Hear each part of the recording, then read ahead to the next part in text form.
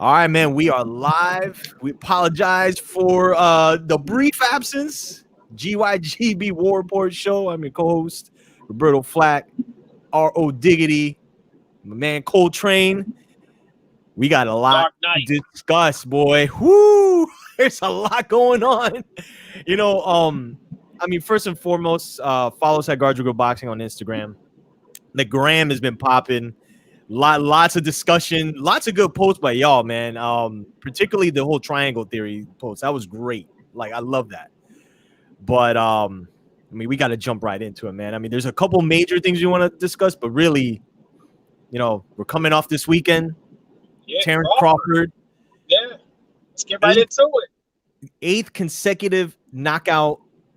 This is the 4th title defense. Wow. Of his WBO title. And listen, we at GYGB have been bigging up Crawford for a while. We've been critical too as far as like the level of opposition, but we understand the business. But we'll get to that in a second. But real quick, man, he scores a 4th round TKO, really a TKO over Kell Brooks. So R.O. Diggity, man, like, let me know what you. Very brief fight, but let me know your take on Crawford's performance. Yeah, I can say that I was one that was really hard on Crawford. Everybody knows I'm a pro Crawford type of guy, and I think Train and I kind of like looked at him the other day, last December, and we saw some holes that we thought, you know what. This sheetrock needs to be patched up a little bit. We need some plaster. We need some tape, and this thing needs to be patched up before we go see Earl Spence. And I was concerned because I knew that Kell Brook could box a little bit, but I also knew that a lot of the people that he fought, like the losses he had, if we were to just peel back the layers of the onion, he was actually competitively in the fight, and some might have had him winning those fights. And it wasn't like he was dropped either, in any of those fights. Like, he took a knee against Spence, but it was more or less attrition. Oh, my eyes hurt. It wasn't like, he got dazed or stunned. Like, we never seen him like that. So I knew, so I'll let Train speak. But for me, I thought that, hey, you know what? This fight is going to be a little bit difficult. Like, Kell Brook kind of like go in there, tag him 1-2, like, pivot, do the things he's normally doing. He's a pretty decent boxer. And I thought that, obviously, Bud would do something Rocky-ish and come back and in like the 8th round, knock him out. The first 3 rounds was going that way. Bud was getting beat to the punch. His eye was swollen. And it looked like Andre Ward said it looked like he really had no answer for what Kell Brook was doing. But one thing I noticed was that Kell Brook was upright. He was sticking his chin out. Did you know? I'm sure you guys noticed that. And I was saying, and I put on a thread like, wow, man, he want to get hit. So it like Bud. The key thing that Train put it out on our thread was, and this is where it kind of turned for me. Like, this might be earlier than later. Was not only that chin, but was when Bud, and we always talk about how he's good at wrestling. When they got in that clinch, like Train said, and let him know how strong he was, and he doing their flung ball across the ring like he was a rag doll. And I sat here and said, oh, this fight is going to be over soon, because basically what he said to him is, you're not going to do that to me. You might seem bigger, but I'm bigger in this ring. And that combination he hit him with, everybody said, oh, it was a jab, it was this. That was a pretty sneaky punch. That's what that was. And it was a punch that Kell Brook didn't see. And let me tell you something. We've watched Kell Brook, shout out to the UK. We watched Kell Brook a lot. We had a lot of respect for him. I never seen Kell Brook fly across the ring like he was, on roller skates. Like, I've never seen that before. And that was shocking to me. And obviously he told me 2 things. Number one, those adjustments Bud make that we talk about, those are some real adjustments. These ain't no like smoke and mirror adjustments. these are real adjustments. And number two, obviously, where I was getting mad at Bud over like for the last fight and even this fight where he was getting tagged up, it just showed me he kind of was in control the whole time too. Yes. Which is scary because obviously I'm like, well, oh crap, what can you do to this guy now? So for me, just to sum it up, and I know I went too long, but that's what I saw. Obviously, that kind of, shout out to Kell Brook, shout out to the UK. We got a lot of fan base and a lot of family over there, but that's what I saw, in that fight. I was really shocked in the manner in which it happened. Not how fast it happened, the manner in which it happened. That was what shocked me the most. And it was some events that led up to that made me say, oh, yeah, this is going to end early. Word. Yeah. I agree with everything you said. Train. Yeah, go ahead, Train. No, I was saying, like, yeah, I mean, Ramadan hit, he hit the nail on the head. Like, I mean, basically, not to be arrogant or cocky, but, I have my daughter plays tennis, and Ramadan, Roberto, you'll be there. Shout out to our little nephew going crazy with the nunchucks, looking like Bruce Leroy over there. But, when we used to play lesser tier opponents, I used to tell my daughter to work out some stuff. I like work on things. I didn't get into specifics why I was telling her to work on things, but if I knew she had something sold up in the bag, I would tell her to work on different things.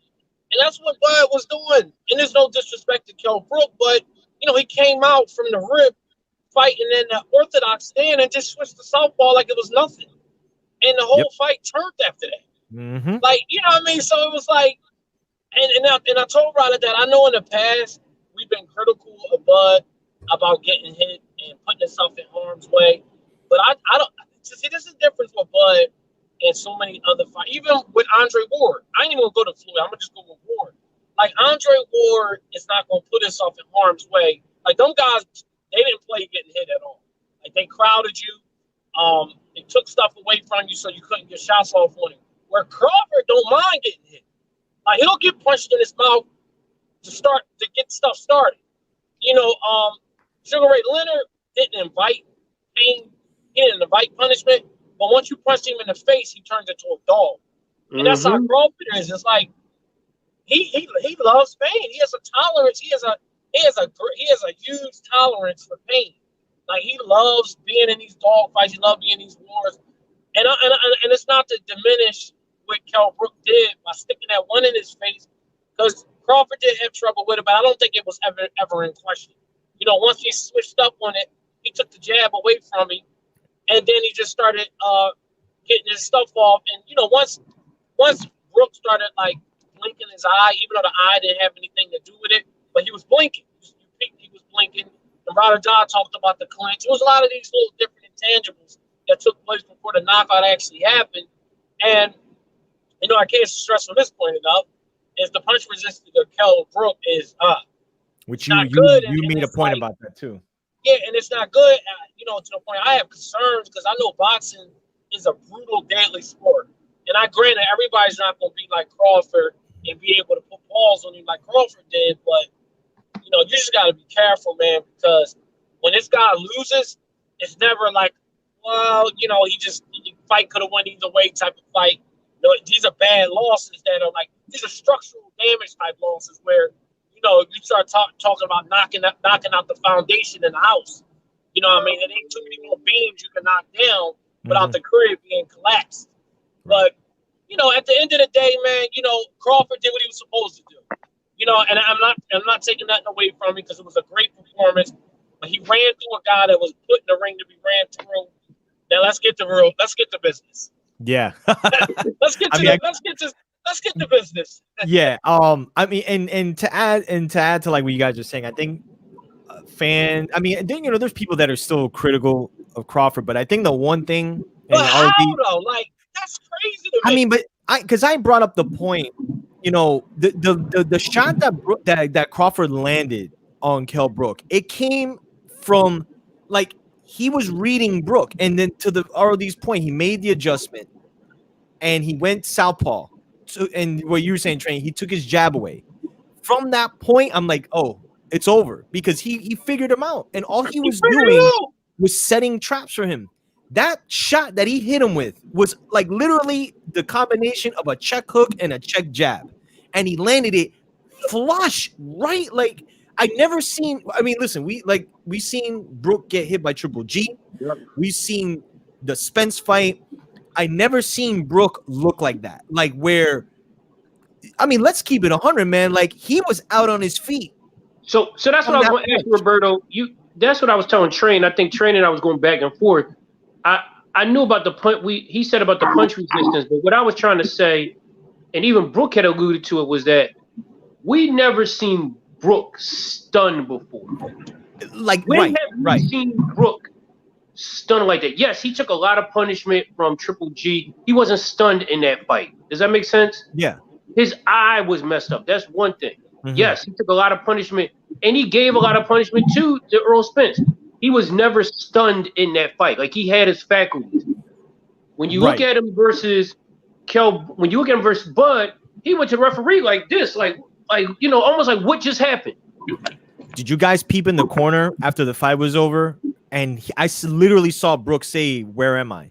Exactly. What happened? Exactly. That's what I'm saying. He was knocked out on his feet. Like even when the ref let it go again, he had no clue where he was. And that was, I mean, we talk about the power. I think it's clear to say Bud at 147 has power. Like I think we got to look past the. And listen, you know what though, Roberto, about that? I'm glad you brought that up about the power thing. Here's the thing about power, right? And accuracy, right? And I was gonna get to that, but go ahead. Yeah. Okay, so you got power, but then you got velocity and accuracy. Like Floyd, for instance, there might have been stronger, heavy hitter fighters than him, but they wasn't as accurate as him. And we all know in boxing, right? And I'll never forget what Senior said about Shane Mosley. He was like, "We don't worry about his power because he squares up and loads all his punches up." Mm-hmm. And shit, rather die laughing because about the jittery thing Senior was like, Shane starts the jittery stuff he does, but I ain't even talking about that. I'm just talking about the squaring up and the lowering up aspect where Crawford, these guys, they throwing these no-look pass punches that you don't see, and they're a lot more damaging than like Tank Davis punches. You feel me? Like, but go ahead though. I mean, no, you're right. You're right. Like it was exactly that, man. It was a well-timed, accurate punch that landed right on the button. And that's what happens, man. When you don't see those punches coming, particularly from the angle that he threw it at, like you wouldn't expect that kind of punch to land like how it did. Right. So, I mean, listen, man, like I think we're kind of past the point of trying to figure out if Crawford is the goods. He is, which is going to segue into our next point. Prior to the fight, okay, and some people didn't even pick up on this until after the fight, but Bob Arum, I mean, we gotta start wondering if. Listen, I salute the guy for being as old as he is, and he's still out there. Like he had a track. Hold up. He had a tracksuit on that was like taped to his body. In the middle of COVID. No, but he had an interview, I want to say with Fight Hype. I think that's where I saw it, and he just came completely out of pocket, saying things, basically saying that they've lost money with Crawford. Crawford needs to promote himself, and something along the lines like, with all the money I lost, I could have built a house in Beverly Hills or something like of that manner. And I see that interview, and prior to that, like the night before, when was the last time you saw Bob next to a fighter? Right. Talking about like what your next fight is going to be, because and this is ESPN, who again are what do you call it, Top Rank's platform. They were hammering Bob about who the next fight's going to be, and you notice when I think Train went out for a second. You notice when Bob or when they asked like, how can you land these big fights, Bud automatically went right at Bob because he knew, man. Like he's like, don't look at me. Basically, this dude's supposed to get me the fights. You know what I'm saying? I mean, we hear about Pacquiao and all this stuff, but then Pacquiao's people were like saying we never got word from Bob Arum. Like there was no fight on the table or anything. So it's like it's kind of the same old story. But as we're hearing I'm going to go out and say this, man. I think we've seen the last of Terrence Crawford with Top Rank, because it just seems like that relationship is, particularly based on the interview that Bob gave with Fight Hype and just the rhetoric coming out. If you're Terrence Crawford, why are you sticking around? Like what's all your fights that we want to see are over there. And trust me when I tell you, there has to be, even prior to this fight, there has to have been some kind of dialogue, man. We talked in the chat. Maurice Hooker, who trains with Bud, has a deal with the PBC. They've had to have some kind of dialogue. And I feel at this point, man, even if Bud has one fight left and they can't give him, he ain't fighting Pacquiao. Like, we all know that. So what can Top Rank really do? You know what I'm saying? The same thing happened with Floyd. Same thing happened with Cotto, Oscar. They went to, no pun intended, greener pastures. And I think Bud, like those guys, is ready to make that move. I mean, it's clear as day. I mean, Bob Arum seems like the type of guy that can't just hold a good thing together. He's the type of guy, like, once something becomes good, it just says, you know what, I think that I'm good and I'm going to leave, And it's funny because the one thing I noticed, unfortunately, about this whole thing, like you said, first of all, let me go back and put the car in reverse for a second. All right. I don't like these people calling out Pacquiao right now. I mean, let me tell you something. I know it's going to sound crazy what I'm about to say. Pacquiao he's put in so much work, whether you like him or not. He deserves to go out. And even then, like, you guys, not you, a lot of people thought he was going to lose to Thurman. And he deserves, honestly, to go out like with a Conor McGregor type of, just like a kind of like a farewell tour type of, let me lace your pockets. Because he's done so much, man, when boxing was at a low for some point in time. Mm-hmm. And to be honest, I don't like that Bud is calling him out, because it does not, to me, it does nothing to Bud. It does, like you said, it does nothing for Bud. If he beats him, you're old. And if he gets kind of messed up by him, it's like, oh crap, we're at this point again. So leave him alone. And so that's one thing. But the second thing is this. I just feel, man, like when I was looking at that interview, I was cringing the whole time. I don't know if you were too. Like from the post fight, it was awkward. It was so awkward. It's almost like having Gucci Mane and Jeezy in the same room. Shout to Versus.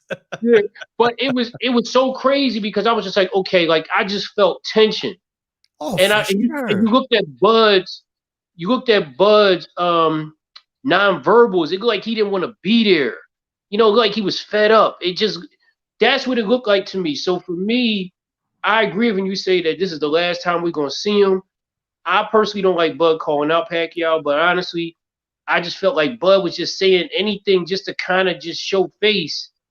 And Bob was just like really like, he was like the old grandfather that kind of tells you, like, he tells you about yourself, and he's ignorant, but he really means it. You like, oh, he doesn't know any better. He's old, but he really means it. Yeah, right. Oh, your breath stinks. Why don't you get a job? Like being literal. Yeah, you drink too much. Like that type of stuff. That's how Bob was acting on Saturday. Yeah, man. I mean, it's just, I think if I've been saying this for a minute, man. Like if we all see it, he has to see it too. You know what I'm saying? I mean, we know the business of boxing's like upside down, but the thing I never understood was that they were able to make Wilder Fury. Mm-hmm. They were, and listen, they might have to run it back again. Because of Wilder going to arbitration, and they might be forced to take that fight again. But my thing with Crawford, where him and Crawford, is you start to wonder. We always hear Bob say, "Oh, Al Heyman doesn't want to work. He doesn't want to put his fighters in there." But it's like, is that the case? Because that'll all change if Bud goes to the PBC, which at this point, where else is he gonna go? That's where his competition's at. If he starts landing those fights, we know where the problem was. Clearly. So I for one think that he's done with Top Rank, and Trainer mentioned this in the chats earlier. Like it's so noticeable how Top Rank, their social media are like trying to big up Bud. Like, oh man, look at these ratings. Oh man, look at this title defense. Oh, look at all this stuff. Because I think they see the writing on the wall. You know, none of us know the length of the contract. I mean, everybody. I'm hearing it's one fight, but if Top Rank and Bob Arum are okay with him, like just moving on, like they can work out a deal for him to either like settle out of the contract, get bought out. Listen, Floyd got bought out for what, for like 700,000 when Bob didn't know how to sell the hip hop crowd, right? Remember that? And then in the next fight, he fights Baltimore for 12 million, and then he fights Oscar for 20 plus and became a star, you know? So everything, the writing is on the wall for Bud to, and again, he's 33. He doesn't have a lot of time, man, to make these kind of moves. And he knows that. So how many more years do you think, like, let's be honest, how many more years do you think that Bud has of this? Like let's just be realistic, Roberto. Okay, well, that's a good question, because it's you could look at it two ways. How long is Bud gonna be fighting in general, or how long is Bud gonna be at this level? That remains, we don't know. But I don't think he can afford another 2 years of, or even a year of fighting these guys that you know barely anybody knows, and or shouldn't even be in the same ring with him. At this point, it's either Sean Porter, Keith Thurman. I'd even take the Ugas fight, but Ugas is still like in that lane of like, Bud's already past that. He needs the mega fights. Yo, you know what? I'm gonna tell you, man. Ugas is a spoiler, man. I mean, and when I mean that, man, he is a spoiler, man. He's the type of person where you just kind of like, he is a spoiler, man. Like, I don't like him for any of them top cats. Like, if you got, like, he's the type of cat where if you got a fight coming up, and say like you got a fight coming up and he's in between, like waiting in the trenches, like you give him step aside money. I'm being honest with you. He just has a weird type of good style, man, that like it'll make you look so bad. I've never, put it like this, I haven't seen anyone look good against Ugas. How about that? Well, no, right. Yeah, and listen, you could argue he beat Porter. Well, that's what I'm saying. I've never seen anybody look good against Ugas. So let's keep him out, because if I'm Bud people, I'm advising him not. But even that Porter fight, like, I mean, I'm going to go on record and say he beats Porter bad. Yeah. Because Porter's just way out there, and that bully stuff don't work with Bud. Like, you got to box Bud. Like, if anybody want to see a way to beat Bud, watch the first 3 rounds of Kell Brook and watch the Mean Machine fight. Watch our buddy Grandpop,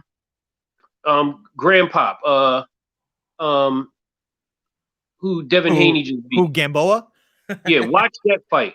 Like, that's how you have to box Bud. Does that make sense? No, yeah, You if you try to bully Bud, he is going to wrestle you and throw you out of the ring. Mm-hmm. Yeah, you better box Bud, and you better be patient with Bud. And if you have any type of, like, Porter couldn't do that to Bud. Like, are you serious? Like, Bud would sit here and collect data for like 2 rounds. After about those 2 rounds, man, Porter, what, Kell Brook beat him bad? Yeah.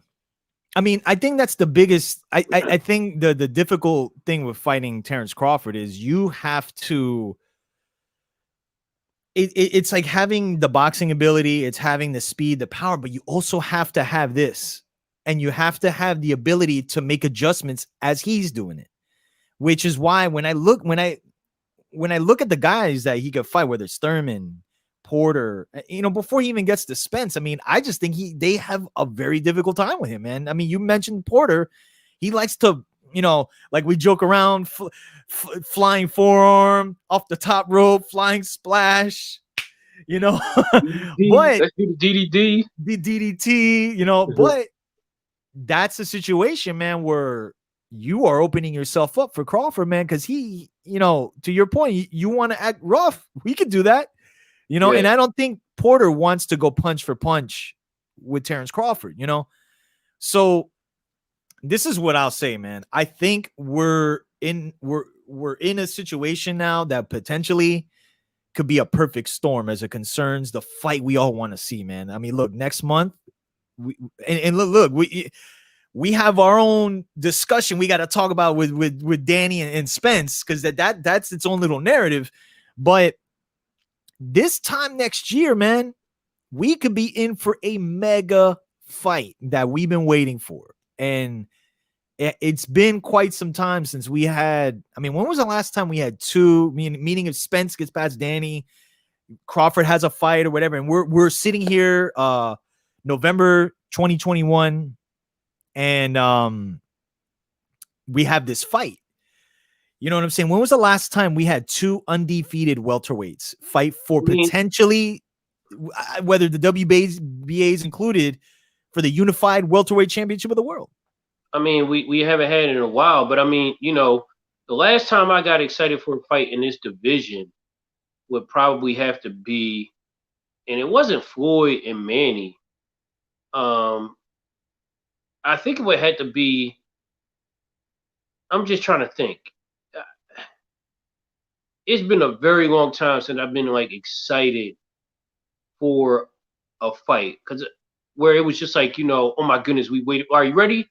I'm gonna tell you a fight I was excited for that is similar. It would, and it probably wasn't in that division at the time, but it was Trinidad and Oscar. Like, they were both undefeated. Yeah. They were both undefeated, and obviously, you know, it was like, well, how does this person beat this person? How does this person beat that person? You know, how does this really happen? You know, and obviously it captivated me for a full 12 rounds, you know. But I think that this fight is going to be, it's going to be a clash of styles, and that's why I want to see it. But again, I'm gonna tell you something. This is gonna sound so crazy. Not that I'm tipping my hand one way because I think that Spence will win. Lord willing, but if I was Spence, people, because I don't know what he has going on. Have you seen any video of him sparring at all? You talking about Spence, right? Yeah. Okay. There's been, I think even Spence kind of alluded to it, and I don't know if they slipped up. He said something along the lines where the beginning of sparring for the Danny fight was a little shaky. I don't know what that means. So again, I mean, we'll get to that. Like, obviously, like when that fight comes up, but okay. No, but at the same time, it's what's made that fight very intriguing, man. You know what I'm saying? I mean, we don't, you know, going into this Danny fight, we were, you know, Spence is the favorite, but like there is, you know, intrigue there that wasn't there a year ago, you know. So that's, you know, that could be really interesting, right? And the reason why I'm bringing that up is, in order for that Bud and Spence fight to happen, like, we talk about spoilers, and I still think that Spence would win, but I would give Danny step aside money, whatever that case would have been, and I would have fought Bud immediately, because I don't know if he could even pull out. Like, I would literally, I know this sounds crazy, I would literally go fight Bud right now. How many times have we waited for a fight and something stupid happens? Oh no, yeah. I mean, look, in a perfect world, and I don't know if you picked this up in the chat. How great would this be? The fight's at AT&T, right? Spence beats Danny, boom, boom, boom, in steps Bud in the ring like the old days and just calls him out like right there. Like, hey man, the casuals would eat that up. Like, and the boxing fan, I'm not even counting them. We'd lose it. But with the casual fans, which is the fans we need to be invested in this fight, imagine that. Because the casuals know who Bud is. The casuals know who Spence is. They need to see them together and say, oh, so those dudes are gonna fight. We need that. And what I was alluding to as far as a perfect storm is, if it is a situation where Bud leaves Top Rank, they'll make that fight, man, But I was saying, in a perfect world, it's the next fight. It's the next fight. That's what I'm saying. It's he Spence beats Danny, let's say, and then that's the next fight, and they could do it in the summertime. They could do 2 fights, man. Like if it's close, you know what I mean? Look, we got Wilder Fury too. You know, the first fight again. However you saw the first fight, we got a second one. You know what I'm saying? Like we got to stop thinking like these are just all. If the fights are close, that is just a one-off fight, man. I mean, if these 2 dudes put on, I don't want to overhype it because we did the same thing with Oscar and Tito, and that didn't really play out to be like the most like memorable fight, even though we enjoyed it. At the same time, man, like we look at the style matchup and we look at the temperament of these dudes. I can't think that this is going to be a bad fight, but I agree, man. Like that should be the next fight. I don't, and for what you said, things get messed up, man. People bump into, they bump into, potholes or, you don't want that to happen. And listen, like we're talking about Danny Spence. Like, what if the unthinkable happens, man? And Danny stops Spence or hurts him or beats him or whatever. That kind of just deflates what I feel is probably the best matchup that can be made in the last like 3-4 years, man. As far as again, because somebody in the comments was saying Cotto Margarito was the last like big welterweight fight, but I'm talking about like 2 undefeated. Right, high level dudes. You know what I'm saying? No disrespect. We'll wait the Oscar in Trinidad fight. What happened? We'll wait the Oscar in Trinidad fight. 147, welterweight. Yeah, so that was the last one for me because they were both undefeated, and I didn't know what the deal was. That was a super fight to me. That was where both catches undefeated. Yeah, and obviously, it was a lot of preparation and talk up to that, and we didn't know how that fight was going to go. Right. This would be our modern day, in my opinion, without comparing styles, just the atmosphere and the talk. This would be our Trinidad and Oscar, however you put them, whoever you name, going forward. There hasn't been a fight like this because most people had an L on their record. Look, people might say, well, Pacquiao and Floyd, but there was a way to beat Pacquiao at this point. Pacquiao had been knocked out by Marquez. It happened too late. Right. People was talking about how, Tyson and Holyfield won, and it was like, that didn't really do anything because both of them had been knocked out before, and even before that fight, Holyfield looked so terrible against Bobby Ches.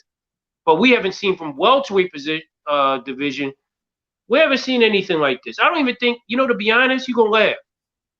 Not even Tyson Fury and Wilder won. All right. Was like this. They both were undefeated. That wasn't like that. Everybody thought Wilder was going to walk through him. Right. So, for me, I don't think there's been any modern fight like this. Now, again, this is why if I'm Earl Spence, I'm giving Danny Stepaside money, or I'm pulling out that fight. I'm gonna just be honest with you. Now, let me ask you, not to skip forward into that fight. I mean, but do you think like there's potential danger in that fight for Spence? No, I don't think it's, you know what? I don't. I'm gonna be honest. I mean, all right. No and yes. No, yes. Let's start off with the positive. No, because I feel like I always go by what I've known from Spence, even though that car accident. This is what I know that Spence can do. And I know that, honestly, you and I both said it. I could put little man in the ring, and if he was flying those nunchucks and he threw punches like that, he'd beat Danny because he's just more active. We love Danny. He just, to me, he's not really active. But yes, because I've seen that car crash, and I haven't seen, and you know what? To be honest, I've been kind of trying to block out him slurring, but I don't know if he was slurring before, or is this new? This is new. Yeah, I think I was telling this to Train. I mean, I think it has to do with whatever surgery he had on his mouth.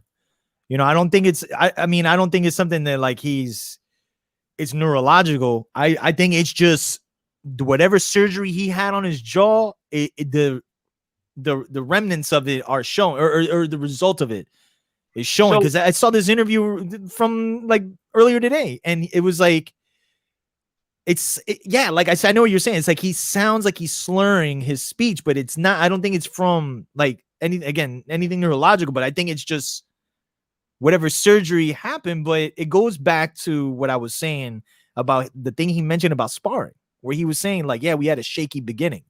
And I'm like, that was like a little red flag for me. I was like, oh, okay. We all said this. I was surprised coming off that accident that they went right for Danny. And that's not to say that like, Danny's like, mowing dudes and things like that. But again, we're going back to the accident and we all saw it. And listen, he is blessed to have come out of there and be able to still be in this position, But at the same time, the thing I questioned even months ago was what's going to happen when he gets like hit in the mouth, hit here, and what's going to happen upstairs if like it's a situation where there's things upstairs that maybe haven't been fully,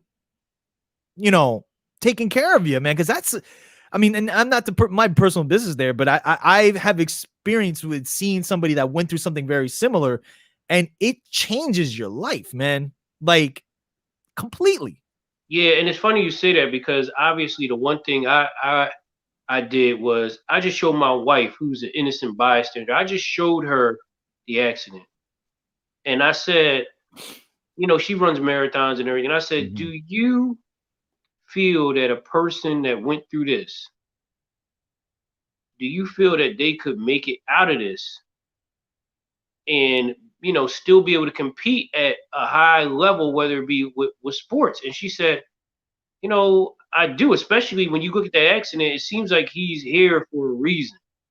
Like you said, you used the word blessed, so said God, the Lord has him here for a reason. I don't know what that reasoning it is, like just from a sports perspective, but I don't think that's why I said I don't think he would take that fight if he didn't think that he was at least 85 to 95 to 100% normal. I mean, let's think of it, the fight. Let's think about it. That accident was a year ago, so it wasn't like it was 6 months ago. Right. It was a year ago, and to be honest, we gotta remember: did he have any broken bones or torn ligaments? That's the other thing. It's like we really, if you go back to the accident, like they really never disclosed his injuries. They said his teeth was messed up. His teeth, but I mean, he had some kind of surgery on his jaw, like that I know, and I don't know about anything else, but it's why again it goes back to my point. There's intrigue in this fight now with Danny that just wasn't there a year ago. When Danny went in the ring after the Porter fight, and we were like, oh, they're gonna do it, but we had preconceived notions, but at the same time, that accident changed everything. I mean, for the most part. Here's a question. They were supposed to fight last January, right? Yeah. And then the accident happened like literally a month later. It happened a month later. Okay, here's my next question. Danny hasn't fought since then either. No, he did. He hasn't? Yeah, no, he has. No, wait. Hold on. I'll tell you right now. No, you're right. He fought somebody and knocked him out in the 8th round or some crap. No, he fought he fought the dude Ivan Redcatch, and he fought him to a decision. Okay. So, and when did he fight him? In May, right? January. He fought him on the same day that the fight was supposed to be, January 25th. So he's been off for almost a year too, right? Yeah, I mean, yeah, like it'll be 11 months. Yeah. And Spence has been out. His last fight was Porter September. I mean, give or take, about the same. A couple months more. Danny had he fought like 4 months recently, but that's nothing to. They've both been inactive, like period. I can tell you this though. I give props to Danny because I think a lot of people was saying he stepped in that ring way before the accident. No, that's right. Yeah, he went in there and they were. I think the consensus has always been that Danny only takes fights where we feel like people are vulnerable, and he stepped in that ring after Earl Spence beat Porter. So a lot of people thought that Danny was taking this fight because Earl Spence was vulnerable, and that's not the case. You know, he's taking this fight because he was originally supposed to fight him. He was. Now, mind you, you know, that Porter fight was really tough. You know, that was a tough fight. So, but Danny was in the arena anyway. Like the plan was he was going to go in that ring and challenge Spence anyway. So, Danny didn't take this fight at all because this dude's injured or because of the accident. You know, they actually, you know, they had to postpone it. But yeah, that was, you know, Danny. I mean, listen, man, Danny hasn't won all his. I mean, he's lost to Sean Porter and Keith Thurman, you know. But when you look at his resume, man, I mean, he's fought pretty much anybody for the most, not named Terrence Crawford, that was available. You know what I'm saying? And remember, say that again. Say it again. People don't understand that. What happened when Terrence Crawford wanted that other belt? Oh, when he went up to 140, you mean? Yeah, no, when Terrence Crawford had all them belts, and I think Danny had one. Remember? And then Danny left, right? He went to welterweight, right? Yeah, like I don't know, man. Like Train, I think it was Train that posted up the last time Danny was in this kind of position where he was like, because in the Thurman and Porter fights, he wasn't like that favorite, or he wasn't like, I think in the Porter fight, he was the favorite. The Thurman fight, he wasn't. But Train, I think Train put up the. I don't think it's favorite either one of the fight. See, the issue was, I'm gonna tell you something. See, I like what Train did with that post. You know, we all of us, we post on that, you know, so people know we all post, you know, on that page. But the one thing that's different about this versus when he fought Matisse. Was it Matisse? Matisse. The issue was that Matisse was walking through everybody, right? And he had just destroyed Lamont Peterson. But remember, people were talking about that fight, if I'm not mistaken, that Danny had where it was a very close fight, or he was like he had lost. You're talking about Herrera? Yeah. He didn't look so great. That was after that fight, right? Yeah, it was after that fight. But I'm just saying, a lot of it was something shaky that happened prior to that. My memory's jogging me, but at any rate, I don't feel like this is the same thing. No, like, because what happened is back then, a lot of people were overwhelmingly picking Matisse. A lot of people here are saying like Spence is the favorite, he should win, but a lot of people are picking Danny to win because of the accident. So, I mean, there are people here, you know, that we know that post on the page that are picking Danny to win. So it wasn't like that with Matisse. It was almost like with Matisse, people were saying, yo, they were talking to him almost like how Leonard folks was talking to him about Hagler. Not saying that those two are any way interrelated, but remember how Hagler, when Leonard said he fighting Hagler, people thought he was going to die. And I think with Matisse, people were like, yo, man, you shouldn't take that fight. So I think this fight is a little bit different in terms of that setup. Does that make sense? No, yeah, you're right. You're right. And then somebody in the comments said Danny went life and death with Lamont. Lamont walked him down. Spence will do this.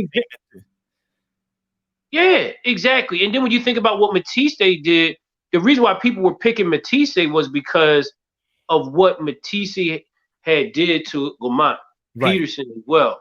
So that's really where that came from. But he's right. You know, Matisse did walk him down. Granted, let me say this.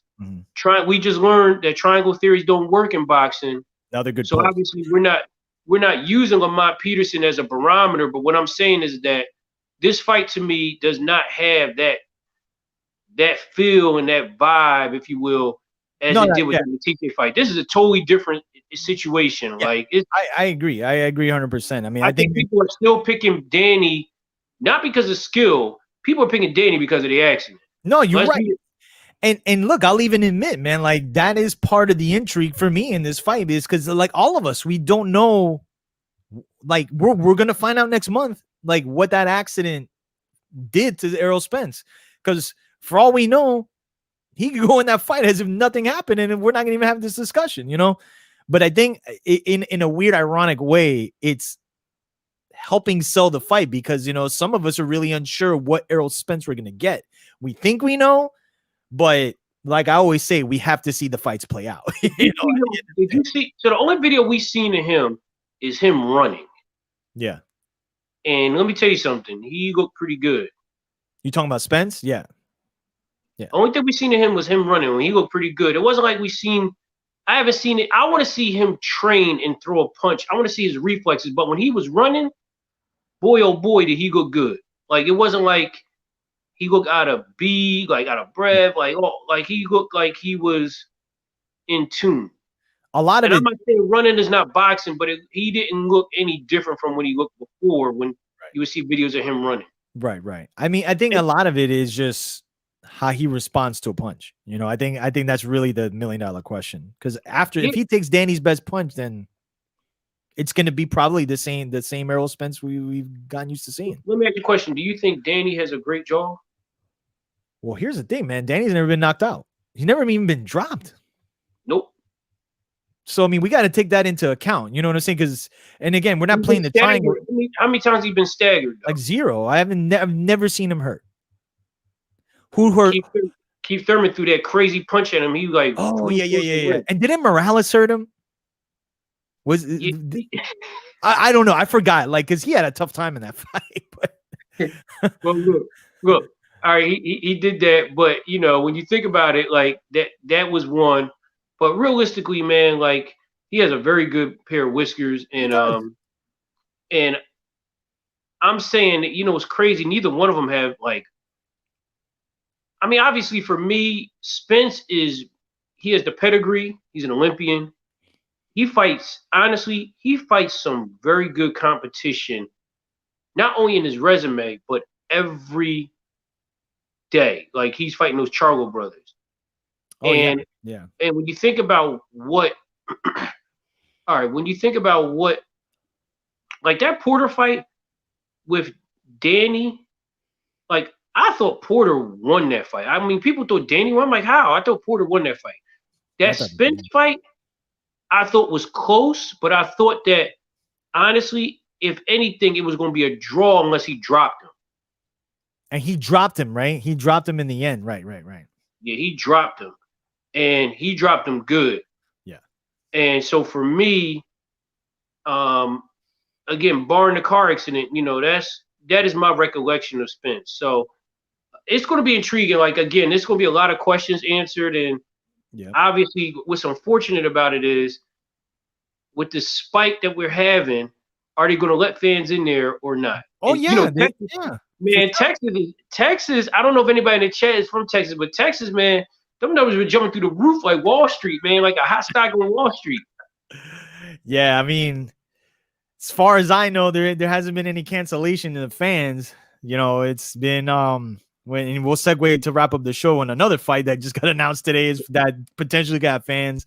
But yeah, as far as I know, my man got tickets. He had to buy like a 3-pack or something like that. Right. So I think they're spacing it out. And, again, it's AT&T Stadium, where the Cowboys play.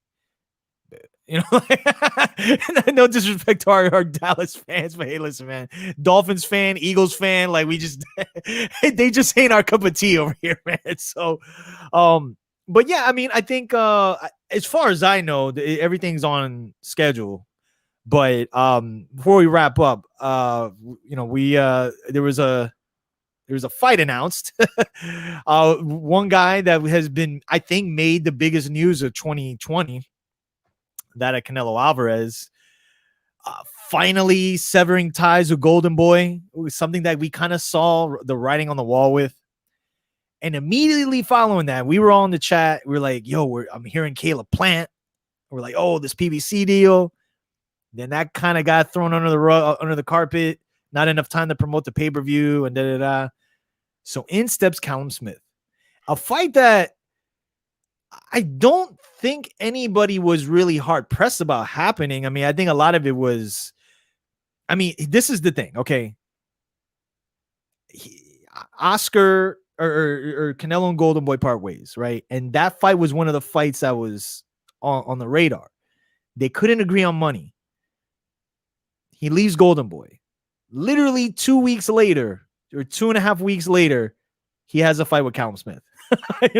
So, and funny enough, for you guys that have not seen the poster or anything, it's strikingly odd not to see Golden Boy's logo on there, because it's gonna be Matchroom, and Canelo's his own boss at this point, man. Like, he is his own promoter. So December 19th, Canelo Alvarez, Callum Smith for the legitimate WBA super middleweight title and the Ring Magazine lineal title, which I didn't even know Callum Smith had. So what day in December is this? December 19th. All right, so here's my next question. So my next question is this. Golden Boy still has Ryan Garcia, right? Yeah. Ryan Garcia is trained by the same trainer. Yeah. Of Canelo. So how awkward is that? When Oscar rolls up in the gym, or does Canelo leave, But anyway, the other thing too I think about is when that fight, remember what Cool G Rep said in the Symphony? He said, coming back like I'm avenging my brother's death. Didn't Canelo beat Callum Smith's brother? Yeah, Liam Smith. Yeah. There you go. There you go. Coming back like I'm avenging my brother's death.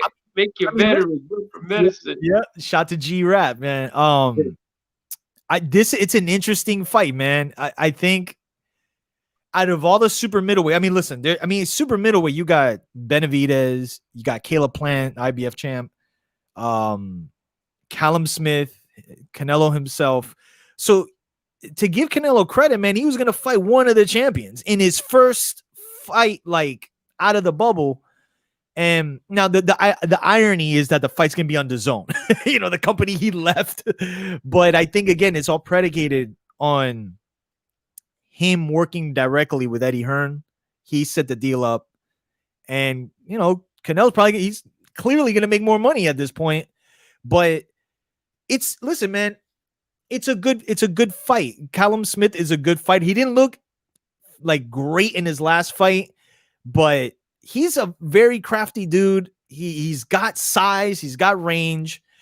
And listen, we've seen Canelo in there with bigger dudes, and he's been able to nullify a lot of stuff. But this is, for whatever it's worth, it's for a legitimate world title, and not like when we talking about like these regular intercontinental halfway, like the new halfway heavyweight title the WBC is doing, like, come on, man. So it's for a legitimate title, and I don't think anybody could be really mad at it, especially if this is like a precursor to like when many imagine he's going to end up fighting the likes of Caleb Plant and Benavidez. And I mean, I think the question is, does he sign like a deal with the PBC, like a 3-fight deal, or is he just independent? Which I think guys at his level, like, you don't need to sign long-term contracts, because at the end of the day, guys like Benavidez, Plant, Charlo, they need Canelo. Canelo doesn't necessarily, he's the bag.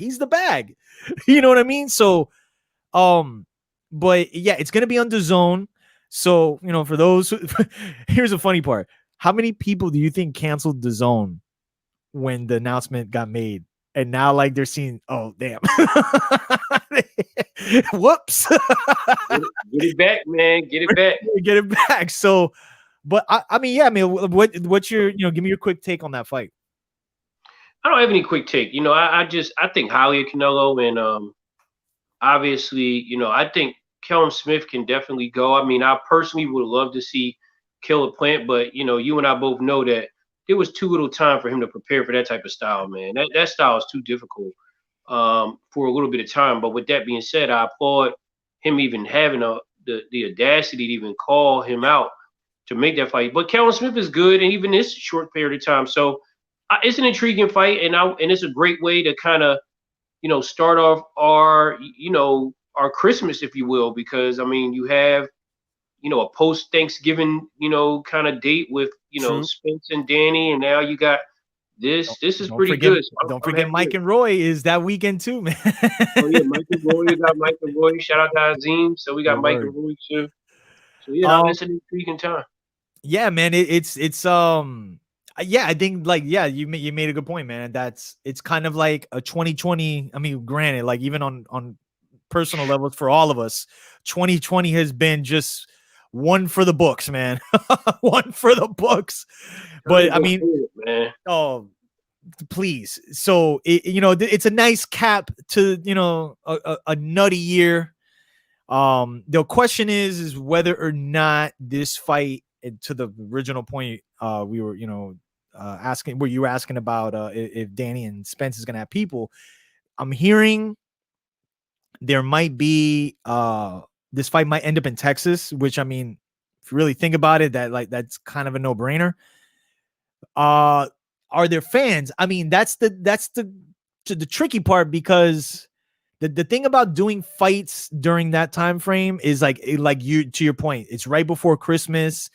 What's the travel going to be like this year with COVID? So there's a lot of question marks, you know what I'm saying? But it's like, it's hard to imagine Canelo fighting without, at least, if Danny and Spence and Tank and Leo had fans at the Alamo Dome. If they're going to Texas, something tells me they're going to have fans. I just don't know what venue. Maybe the Alamo Dome again. That's something we still have to wait and see. Like, they literally just announced it today. So, I mean, I'm pretty sure within the next couple of weeks or not even next couple of weeks. Like, I want to say within the next week or so, we'll probably have some confirmation. But yeah, and don't forget another fight we have on the zone, and I know we got to go after this. Is don't forget we got Joshua as well. Oh, and Pulev. That's right. So, I mean, shout out to UK again. So we do have some post-Thanksgiving, pre-Christmas gifts that's coming along, man. And man, it should be fun. But I appreciate it, man. Good time together. No. Yeah, man. Listen, 2021, by just even the things we were talking about today, like 2021 seems like it's going to be a crazy year in boxing, man. It concerns like the matchups that look like they're starting to kind of form a little bit. But we'll have to wait and see, man. But yeah, that's pretty much our show, man. Again, our apologies for the brief absence. We're here. Lots of boxing in store. So yeah, man. Follow us at Guard Your Girl Boxing. Shout to Train. Shout to Aro Diggity. Fly, Eagle, fly. Shout to my Miami Dolphins playing some ball. Finally. Yo, man. we got a QB. Listen, we got the Miami Dolphins curse right now, man. Well, no, I'll tell you why you don't, because y'all won a Super Bowl. We haven't won a Super Bowl since '73, man. Y'all at least got to appreciate the. We haven't had a Super Bowl at all until 2017, 2018. So yeah, man. Yeah, that's what I'm saying. Yeah. But we haven't been there since '84, man. Remember, like 84 against San Fran. That was the last time we went with Dan Marino. That was the last time we stepped foot in a Super Bowl. Our time is coming, man. And wife, you don't like that rhetoric, but hey, oh well. Well, she had her Super Bowl last weekend when they beat us. So. All right, man. I'll tell her you said that. All right, man. So, yo, man, we're out of here. Follow us at Guard Your Girl Boxing. Appreciate all the follows, all the likes. Hit the subscribe button.